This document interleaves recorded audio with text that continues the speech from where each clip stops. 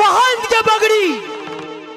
के पगड़ी महाराणा प्रताप घर से निकलते थे, लेके शमशेर घोड़े पे सवार होते थे।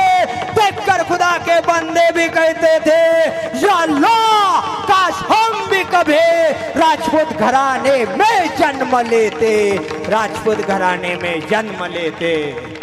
अरे एक दिवस महाराणा प्रताप बसलेले असताना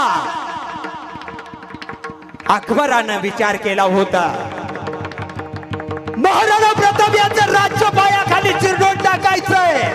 मनामध्ये विचार आला होता, जहांगीर निघाला होता महाराणा प्रतापांचं राज्य पायाखाली तुडवण्यासाठी। एक हेर महाराणा प्रतापांकडे धावत आला, महाराज अकबर येतो या महाराज, आपलं सगळंच्या सगळं राज्य तुडवण्यासाठी येतो या महाराज, 1 लाख फौज घेऊन येतोय, आपण फक्त 20,000 आहोत। शब्द ऐकला महाराणा प्रतापांनी, फक्त एक शब्द म्हणावा, महाराज येणारी फौज 1 लाख आहे, आपण फक्त 20,000 आहोत। महाराणा प्रतापांनी म्हणावं, मग बोल पुढे काय आहे? महाराज अहो फक्त आपण 20,000, येणारी फौज 1 लाख आहे। महाराणा प्रतापांनी एका शब्दात सांगितलं, अरे ते 1 लाख आहेत तर मी 1 आहे, मी 1 लाख आणि तुम्ही 20,000, किती झालो? 1,20,000 झालो। जे आता म्हणावं त्याला।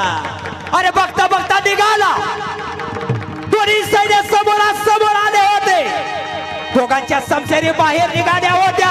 महाराणा प्रतापांचा भाला बाहेर निघाला, शमशेर हातात निघाली, हर हर महादेवची गर्जना झाली होती। अल्लाहू अकबर, अल्लाहू अकबर करत सैन्य निघालं होते। अरे जहांगीरचं सैन्य समोरासमोर आलं, तलवारी उपसल्या होत्या। महाराणा प्रतापांचा तो आन बाण छान राजपुती बाण निघाला होता, हातातली शमशेर सरा कापत निघाली होती। डोळ्यासमोर दिसत होता जहांगीर। बघता बघता महाराणा प्रताप निघाले, वाऱ्याच्या वेगानं निघाली, अरे शमशेर बाहेर निघाली, जहांगीरवर चालला, पण त्याच वेळेस बहलोल खान आडवा आला।